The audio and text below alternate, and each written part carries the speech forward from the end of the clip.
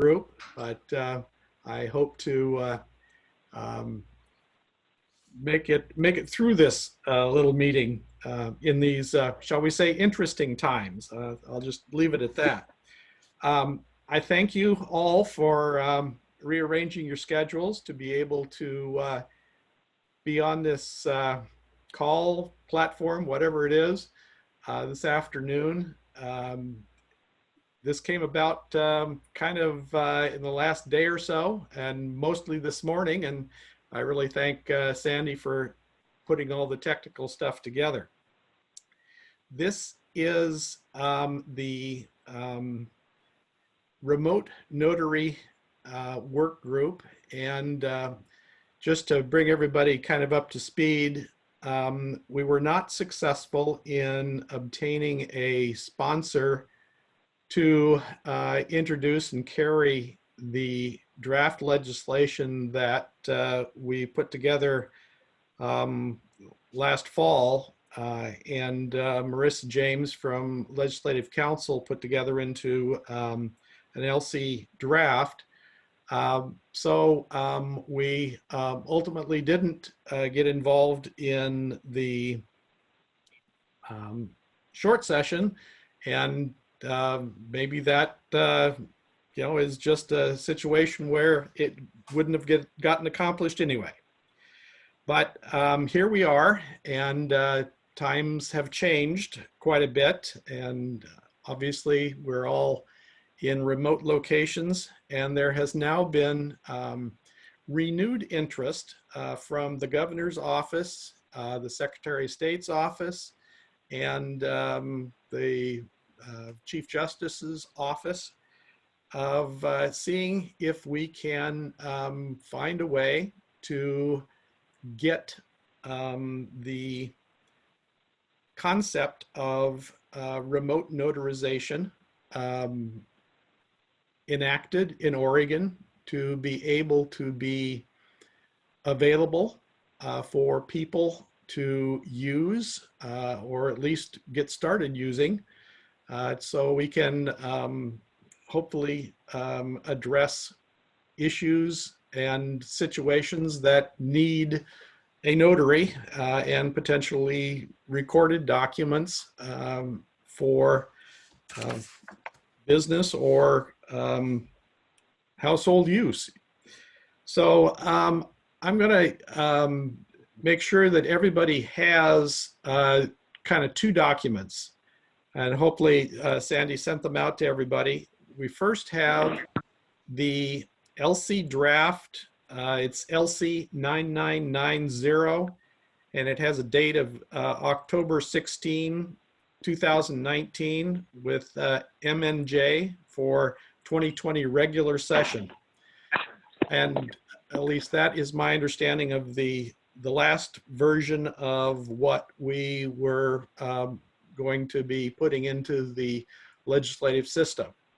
The other document is also a version of LC 990, but it has what I believe are track changes in it.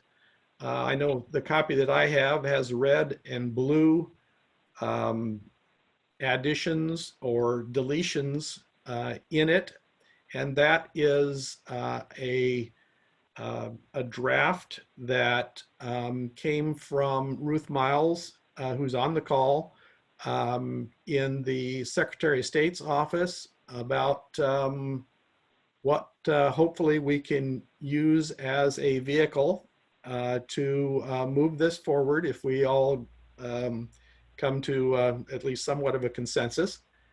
And what I'm planning to do is to first turn it over to Ruth to kind of set the stage for this particular track changes version, maybe some of the policy thoughts from the Secretary of State's office, and then kind of want to walk through the various sections and have discussions, clarifications maybe, and see where we end up.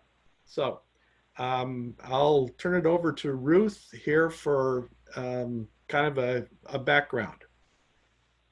Hi, I'm Ruth Miles. I am the director of the corporation division. I took the division over last June. So if I haven't met you in person, it's because this is a relatively new post for me. And I was previously the small business ombudsman for Secretary of State.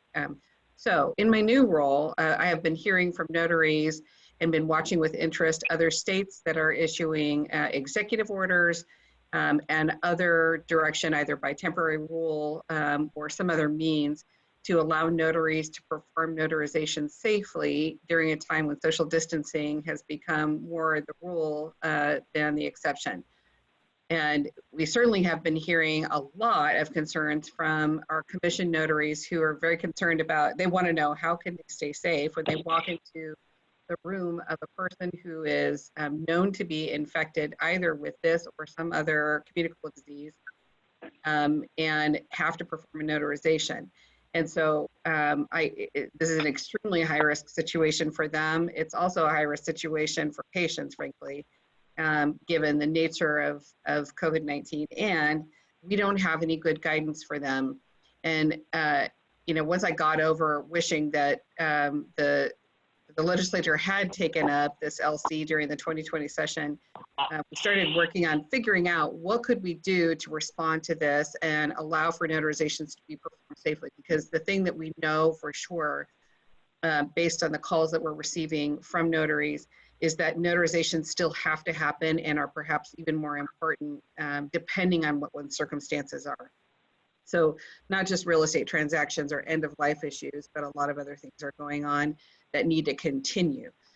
So understanding that, we started looking at what could we do by rule, what could we do by statute, what could the secretary just say was going to be the case, would the governor's office be open to an order, and then we found out that the legislature would be meeting in special session.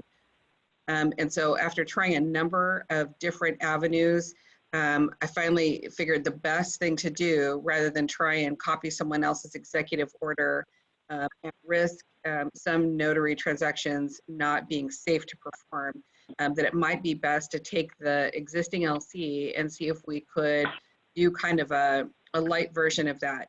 So the RON markup V2 that you hopefully have in front of you is something that Andrea Chapella, the Secretary of State's legislative director, and I worked on together. And I'll be honest with you, this is quick and dirty. The things that we took out really have to do with performing notarizations for people that are outside the United States. The reasoning behind that is that my concern right now is performing notarizations for Oregonians, and it's Oregon notaries that I'm concerned about. Additionally, one of the other things that we want to try and accomplish, if we can get this to move forward, either through legislative consideration or through an executive order, is that I believe that we need to be able to recognize notaries that are duly commissioned in states that have already enacted RON legislation, who would be able to perform notarizations for Oregonians, and that those notarizations should be valid. So those are kind of the considerations that those are the problems we're trying to solve right now. And it's unknown exactly what the solution would be, because we don't know if the legislature would take this up. But it seems that if we can have something ready for them to consider, it would be a good thing.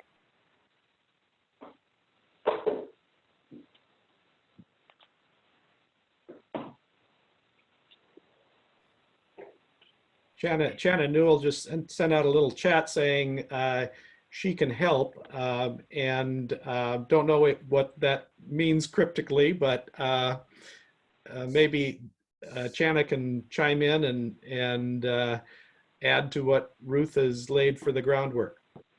Sure, I'd be happy to. So this actually started coming to our attention late last week as a problem that needed to be solved, and I had it in the back of my mind. This was a thing we had worked on, and we weren't able to find a home for it, as you said, for the 2020 session. And then Sandy sent an email earlier in the week, and I thought, oh, this is going to help. So I sent that on to Senator Przonski and Senator Steiner Hayward in response to discussions that are coming up in the Coronavirus Response Committee, as well as within our public safety oriented discussions.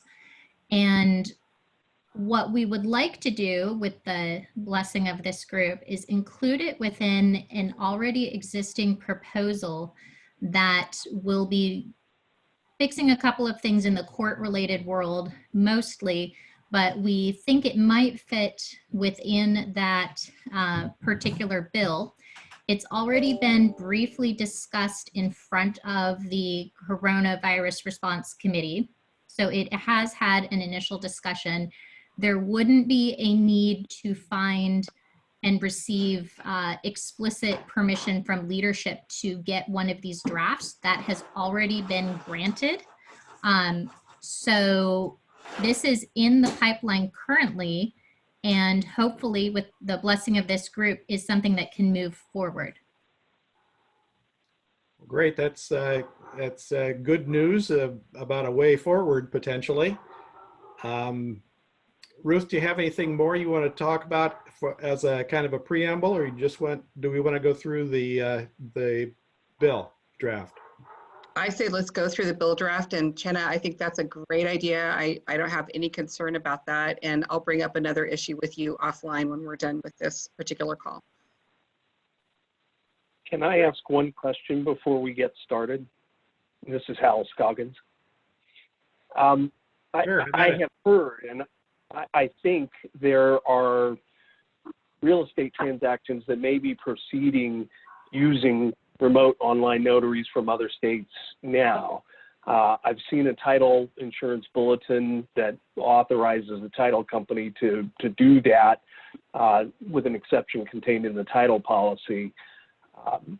And Ruth, my question to you is, do you think that that is something that can be blessed through a rule or an executive order, or is that something that we would want to try to tack on to this to say that a notarization of an Oregon, a person in Oregon's signature by a remote notary from another state that is valid in that other state would be valid in Oregon? So there is a statute that already says that notarizations that are performed by notaries in other states are valid, but I don't believe that that extends to RON notarizations, because RON notarizations aren't accepted in Oregon under current statute. And I don't believe that we have the capacity to just change rules or put in temporary rules in place under existing statute that would allow us to just bless those. And so that's one of the problems that I want to try and solve, because you're right. Real estate transactions are extremely high value, and the RON process, because of the security measures that are built in, is pretty nicely tailored for that sort of thing. If there are RON notarizations that are happening right now for Oregon transactions happening from notaries that are in states that have enacted RON legislation, I don't think those are valid. This is Cliff. I think the title companies feel that the law of the state is what controls here. So if Cleve, yeah, you're breaking up. If you can somehow modulate your phone or voice to be clear, we'd love to hear from you.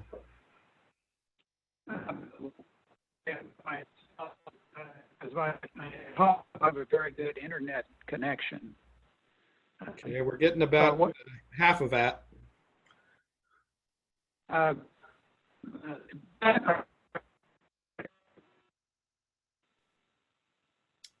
This is Michael O'Neill, First American. Sounds like Cleve's having some connection difficulties, but I'll just, having worked on this issue nationwide and on federal legislation on this topic, I would just endorse everything this committee is doing and the approach.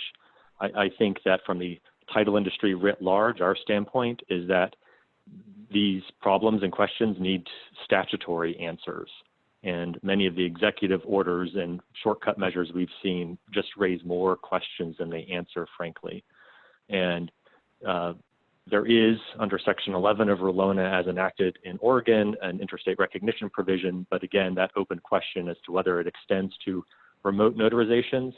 And this bill would answer that question. In subsection 2 of this is a real explicit statement that a remote notarization satisfies Oregon's personal appearance requirement.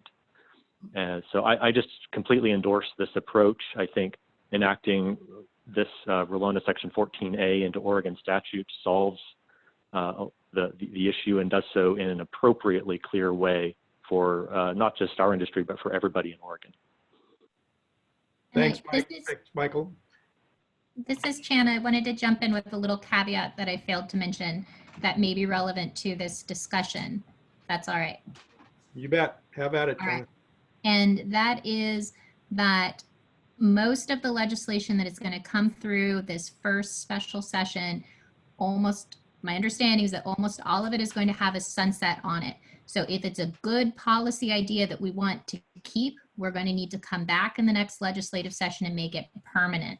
And so I think we would need to be careful about saying that there are some real estate transactions that for a certain period of time would be allowed and done properly, but for a subsequent period of time might not. So we need to be careful about that and keep that in consideration as we're going forward.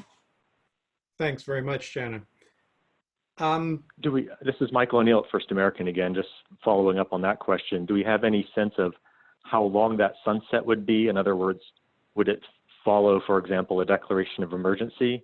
And I'm asking for a very practical reason, and that is because for notaries to sign up for many of these remote notarization platforms, and there's probably a dozen or so out there or more that they can sign up for, having their authority to do this expire at some unknown point may inhibit the ability for notaries to sign contracts with these platforms and appropriately do them. So we wrestled with this in the federal legislation as well. The idea of sunsets, date certains would work better than something that may be contingent upon the expiration of the emergency. So, you know, a 12-month date certain, for example, would certainly provide a much clearer framework for notaries to actually sign contracts with vendors and platforms to do these things. Oh, thank you for that addition. Let's just kind of. Are we allowed to chime in a little bit? This is Chris Walker, County Clerk in Jackson County, Oregon. Sure, but I do want to get through the change provisions in the draft bill. But go ahead, Chris. Sure. No, I just wanted to make a comment to the gentleman that just spoke to that. I agree with him on that. That could be very problematic for notaries to sign a contract with the companies that now allow or have remote online technology. And another question, would it be possible for this, instead of to have a sunset, could this be made into permanent legislation, or is that not possible at this time? And one more comment is, just keep in mind, we get calls on this all the time. And in my belief, that we are not the notary police at the county level. We are looking to make sure that it has been acknowledged. So just keep that in mind as well. And we appreciate those, Chris, because those are all kind of things that we're going to get to as we go in. And I'm glad we have Ruth, who is the notary police, so we can go forward here. So first one that I want to hit is this proposes to be an emergency effective on passage. And with that in mind, I think that's important for us to acknowledge here. And I'm sure we'll be talking about the sunset provision and how we can address that or avoid that here in a little bit. Looking at the draft, the RON draft, the first change is in section 2 that deletes the outside the United States definition in the proposed bill. I want to ask Ruth what why are we there, or is this just a stopgap? Good question. So as I've been working with my staff to try and figure out what could we do to respond to the problems that we're seeing,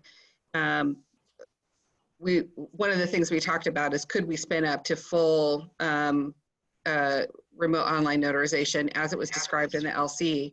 And our initial take on that was that it would be a pretty difficult lift, partly because we cannot do any in-person training.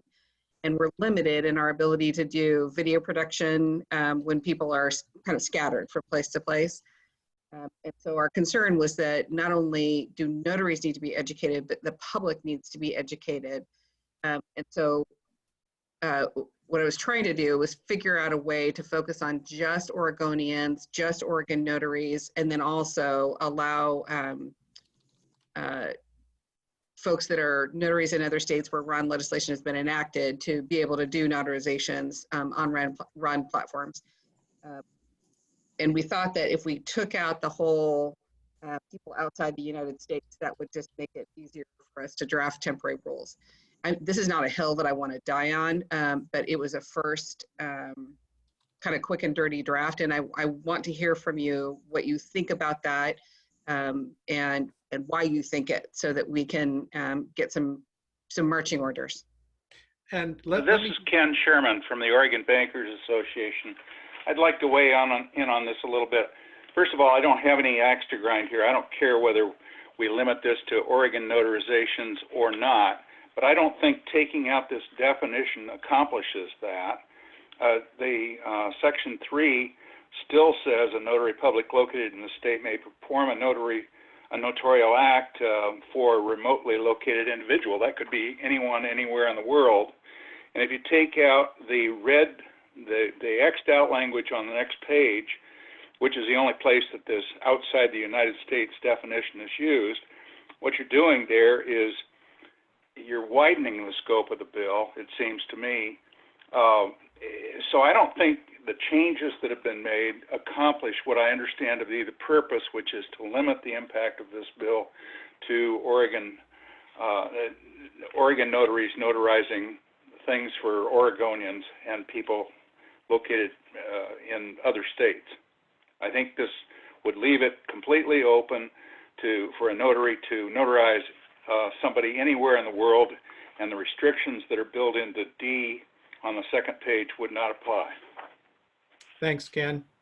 I want to pose, I'm kind of a practical guy, so I want to propose a fact situation that I think we need to be able to address. And it's drawn from the news a little bit. We had a couple Oregonian folks on a cruise ship somewhere near Japan that were not able to get off the ship, and don't know if they had any need for having a durable power of attorney or something like that to be executed. But I see that kind of situation being particularly the type of fact situation that this type of bill would have to deal with. And I'm not sure that, well, taking out the definition and with Ken's comments, I don't know that we're accomplishing this very practical need for the situation that may be faced. Comments? I would agree with that. Ruth, what do you think about how we could address that kind of situation? I'm okay with taking the LC as it was before I monkeyed with it and introducing that as part of the other bigger piece of legislation. I'm fine with that. And this is exactly the kind of insight that I was hoping to gain, because it's just been a little bit like doing this in a vacuum lately. But I do want to make sure that I get a commitment from you all to help a little bit with at least taking a look at temporary rules, because we're going to have to draft those now. If this process moves forward relatively quickly, we have to start the rule process, and that was one of my bigger concerns about the rules. Liz, you I think tried to jump in. Yes, well, I was just going to add on to that, that I know that there are people waiting to be evacuated to be returned home. I unfortunately know someone who's stuck in Guatemala because they closed all flights outbound, and the charter flights coming in to evacuate them, there's not enough to get out in time. So they've been stuck there for over a week waiting for the embassy to help them out. But they do have Wi-Fi, so they could technically, if they needed to get a notarization, they do have that opportunity with Ron if it were legal, but it is going to be a few and far between circumstance, but it would be nice to make sure that those citizens are covered. Great. So assuming that there aren't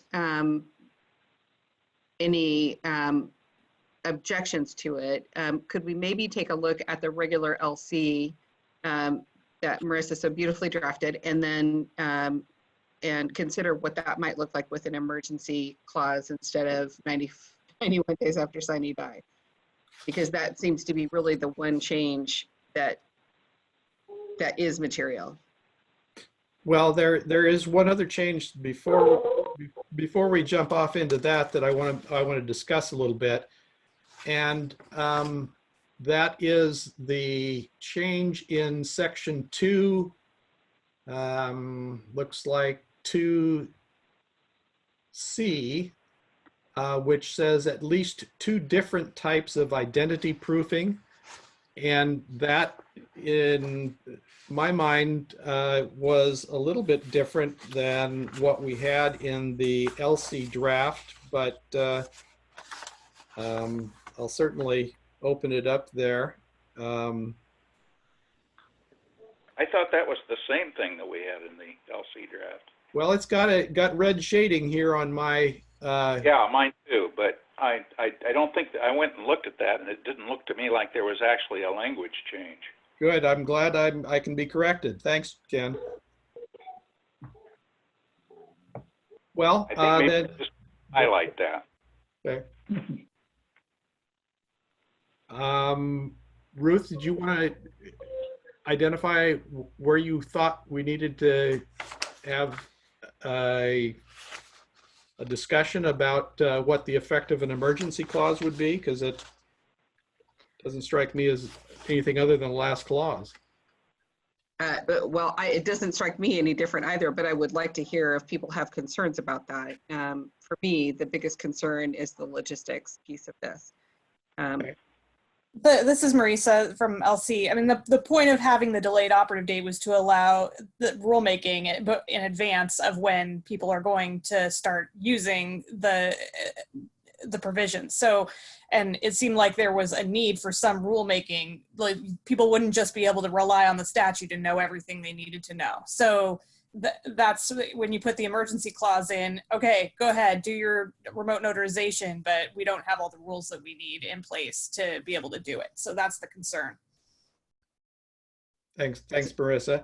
And I think that we've at least got an idea about temporary rules being drafted as something might move forward, and hopefully a commitment to be part of the temporary rule drafting process, or at least commenting process. Is that what we're leading to in discussing the emergency clause and changing sections 9 and 10 of the draft bill? Mark, it's Heather Gilmore. I just had 2 points. One is, Ruth, I'm very happy to help pitch in and do review and work. Those of you who are on the committee might want to know that Ruth and her team have been great. We already had a preliminary meeting talking about making sure that we have a process in place to protect the elder abuse issues, and that was a good meeting, and we talked about lots of things, but excuse me, some of those may need to be not immediately implemented because this is going to be a different process. So that was the first thing. The second thing is, no matter what we do, I think we have to be really clear about when it gets out into the public what the rules are, because there's already a great deal of discussion going on the Oregon State Bar listservs about people thinking that this kind of remote notarization that we have platforms for and a whole separate set of protections is not the same thing as FaceTiming somebody and looking at their ID and then just getting their documents signed in some other way. It has to be through one of the formal platforms. And so first, yes, I'm happy to be helpful. I think the Secretary of State's already done a really good job in preparing. And second, whatever we do, we need to make sure that people understand what this does and does not authorize. Okay, great. Assuming you can still hear me, I look to be frozen, at least in the video. Mark, we can hear you. Okay, great. Heather, since you identified that there may be some things that need to be addressed, do you have kind of a list that you want to start off with in the bill? Because I want to make sure that we have a good discussion here. No, I think the bill is perfectly fine. I'm satisfied with the bill. What I'm talking about is public information to both lawyers and notaries about what is and is not permissible. For example, we're talking about the platforms like with Quicken and the other large providers. That's what we're still talking about, correct? Correct. At least that's and we're not talking about Oregon notaries FaceTiming people to notarize their signature, correct? Correct. And so the problem is in the perception of remote notarization, both on the part of lawyers and potentially the public. People think it's the FaceTime option. They don't understand the platform issue.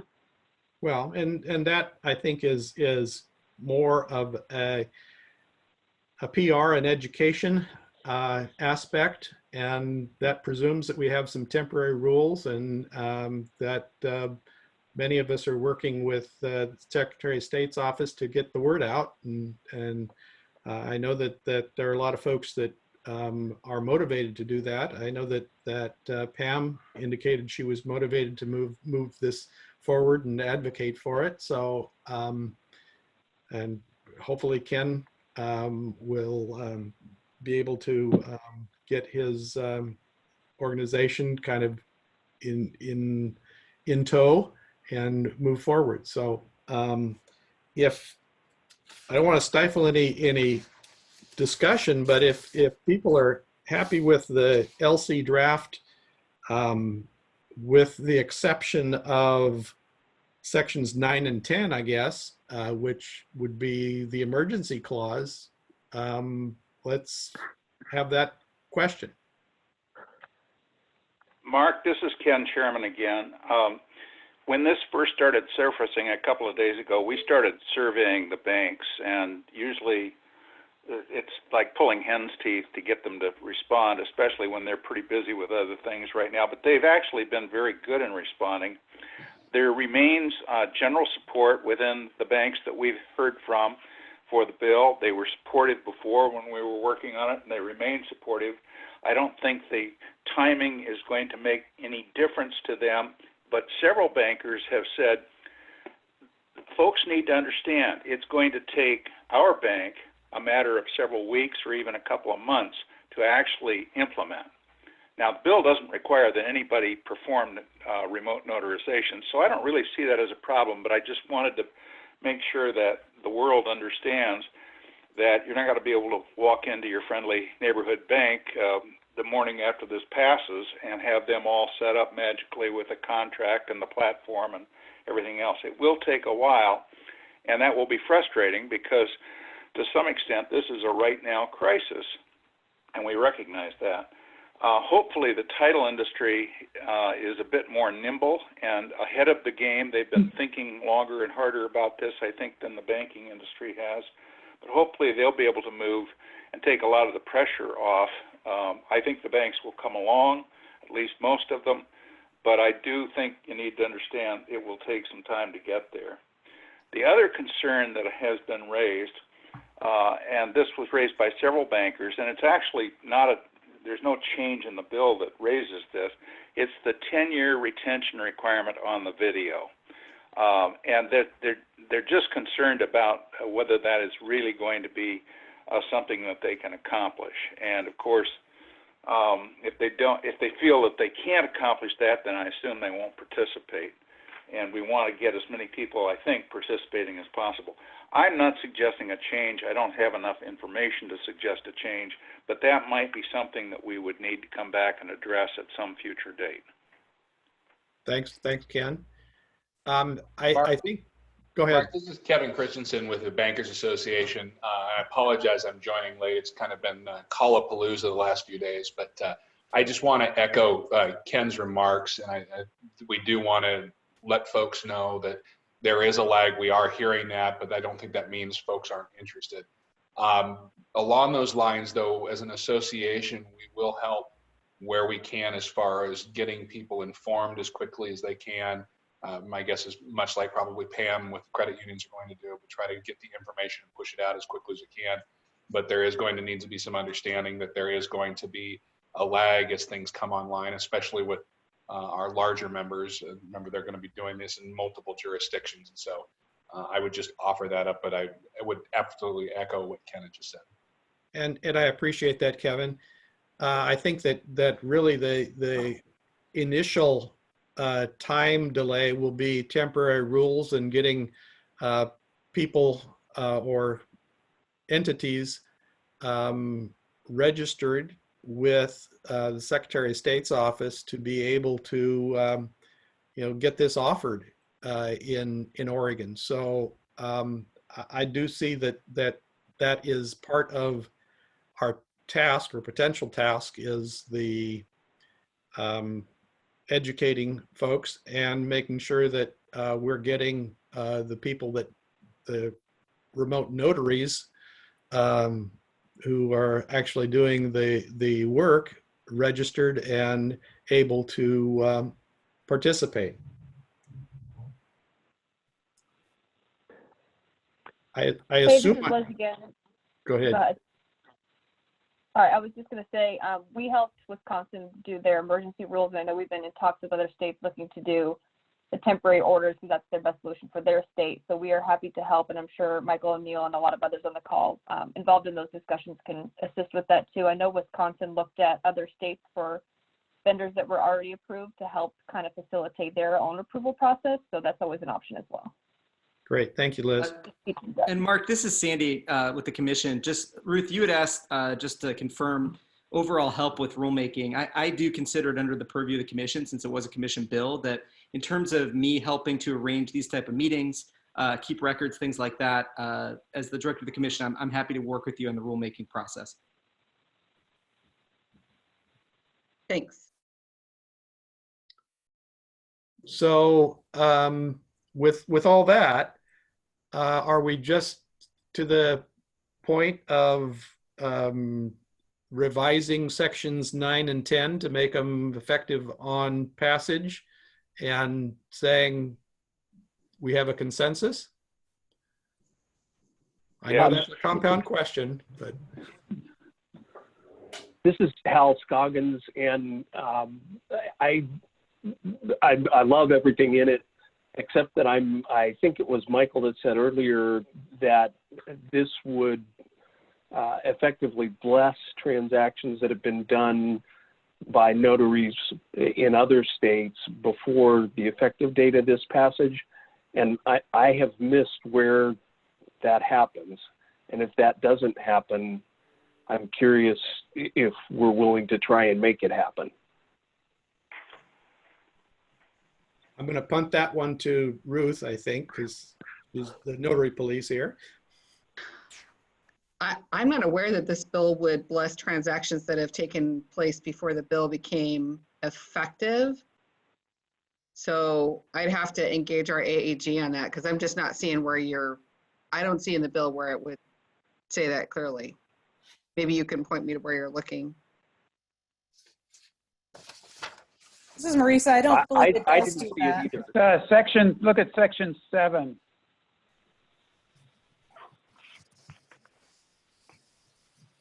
That only refers to the county clerk. I think it's right. Well, it says a tangible copy of an electronic record, so containing a notarial certificate that is accepted for recording by county clerk before the operative date. So that looks like it might.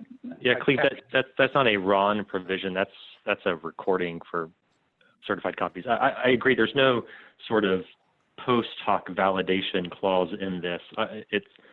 It would be go forward, certainly, the way it's drafted. And I think you run into some complications if you were to try to retrospectively validate things that have happened in the past. Even if we wanted to retrospectively validate things that have happened in the past, it'd be a lot of work because as you look through the statute or the proposed statute, there's all kinds of references to things that we'd have to go back and fix. And I'm not sure that this kind of more urgent need for it gives us the time to fix all of those things. Well, There are certainly states that have included some sort of savings and retrospective validation provision, but those typically have to take effect in the future in order to satisfy due process concerns and things like that. It gets complicated, and there are limits to what you can actually do legislatively that way. So that type of complication may be outside the purview of what we're trying to solve here. well, and I don't know that we need to get into that right at the moment, but I kind of want to hear from Marissa, and maybe I'm just being overly simplistic here, but is a change to Section 9 of the draft bill to say that the last clause of Section 1 becomes operative upon passage or upon the governor's signature, whatever the proper language is, does that give us an opportunity to get this in place fairly quickly? We would just take that whole section out. That's the delayed operative date to allow the rulemaking. So we would just take that whole section out and slap an emergency clause on there, and then it would just go into effect on passage. Well, does the Secretary of State's office need Section 2 of that section to be able to go forth and draft temporary rules and spend money and things like that? No, because the bill would be effective now. So whatever rulemaking authority is provided by the bill would just go right into effect. So you don't need Section 9 at all. Okay, all right. And so the change would be to Section 10 to make it effective on passage. Is that what I'm understanding? Sandy sent out a little bit of a chat there about, and I didn't see it because it didn't see it fast enough or didn't read fast enough, about a coronavirus emergency being needed to be declared. Did I get that somewhat right, Sandy? I just copied verbatim from an email that Chana sent me. She had to leave the call. Oh, okay. You'll need to leave the call in a few minutes. I was giving you a heads. Sorry. So, sorry, Chana, I misunderstood. I can walk through some of these things real quick if you want. Please. Okay. So the way these have been drafted, at least in the area that I've touched on lately, is that they come into effect when a coronavirus emergency has been declared. And the kind of word we're hearing is that this may not be the only emergency declared. There may be a repeal of some of the orders and others may come forward. So we just don't know. So we would have these things become active when there is an emergency declared. Right now we're in the middle of one, so it would become active. What I hear from folks is that it would be a good idea to have it remain active and in effect, the ability to use the remote notary, since folks are purchasing this platform for 6 to 12 months post the end of the emergency declaration. And that would give folks time to make sure they're not just wasting money on something that's only going to be available for 3 or 4 weeks. So that's one consideration I'd want to put out there, is that specific timeline. The other thing is that the repeal, pulling back the entirety of the thing, some of the sunsets that we've put in place, and Marisa can correct me on this, some of the sunsets that we've proposed have been 2 long sessions out. So there are multiple opportunities to get the underlying policy in front of the legislature. And some of these policies can serve a little bit as a pilot or a test case. How did it work out? What modifications need to be made before bringing a full and permanent statutory provision? Does that make sense? Well, yes. But I think that we're talking about a full and permanent solution. At least that's what I'm hearing. Maybe I'm overstating it, but aren't we talking about something that is a permanent provision? No, when these things are coming through the special session right now, we are not adopting brand new policies without having a full discussion about it. We're willing to put in temporary measures that if it turns out that they're good, effective measures, can stand on their own to be carried forward. The direction that I've received from leadership is that we're not to be putting in place brand new policies just because we're having a special session. Okay, understood now. All right. So is 1 year or 2 years too long?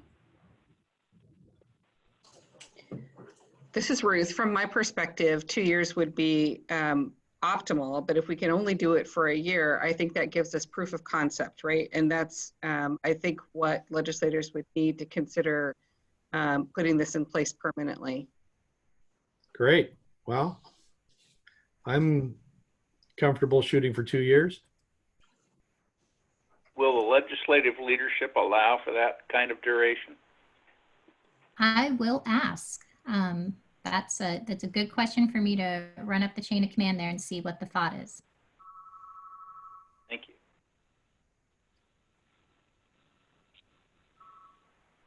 So I guess that I'm going to pose the question, do we have a consensus on the bill as written with removal of Section 9 and reworking of what was Section 10 to be effective on passage? All those in favor? Aye. Aye. Aye. Aye. Aye. Aye. Any opposed? Hearing none. And if you weren't fast enough, get off your mute. Well, okay. But hearing none, sounds like we've got a consensus. So Marisa, can you work with Chana to rework the old Section 10 and deletion of Section 9 to make this happen? And Yeah, Chana, I'll work with Chana to figure out where this is going to go, if it's going to be its own thing or go with some other things, and we'll figure it out. Okay. I'm presuming, since you all jumped at the chance to be on the call today, that you're all willing to be tapped to assist the Secretary of State's office or others to try to make this happen. Am I correct on that one? Absolutely. Sure. Yes. Yep. Yes. Well, great. I think, unless somebody else has something else to raise, I think that we've accomplished our task here this afternoon. One minor point I noticed in the markup that we received today, I guess Ruth added the word permanent. I'm looking on page 3 in section 2 sub, gosh, where did it go? Sub 9, yes. Ruth, is that something that your office wants or needs right now? I'm looking for what you're talking about, and I don't have a section 2, number 9. Page 3. Yeah, it's page On page 3. It's before adopting, amending, or repealing rules governing performance of a notarial act, the things that your office should consider. And you inserted the word before adopting, amending, or repealing permanent rules. Let me put it this way. We're fine with the original legislative concept. We were fine with it after the last commission meeting, but we didn't know that this was going to happen, and we thought that it was worth looking at this to find out if there were ways to slim this down and do a little bit more kind of point of the spear proof of concept thing. But it really does sound to me like the support is there if we just go with the full LC and just change the adoption date so that it's effective upon passage, and we will make it happen with your help. That help, Melissa? I see it's a go with the LC draft as original, and we'll go from there. Sounds good. Anyone else? Well, thank you all for a very effective and productive meeting or telephone call, whatever it is. And we'll be back in touch. Thank you. Thank you. Thank you. Cool. Thanks, Mark. Thanks, Ruth. Thank you. Thank you, Mark. Thank you, Ruth. Thank you, Sandy. Thank you, everybody. I'm happy to, this is Sandy with the commission, happy to help moving forward. Thanks.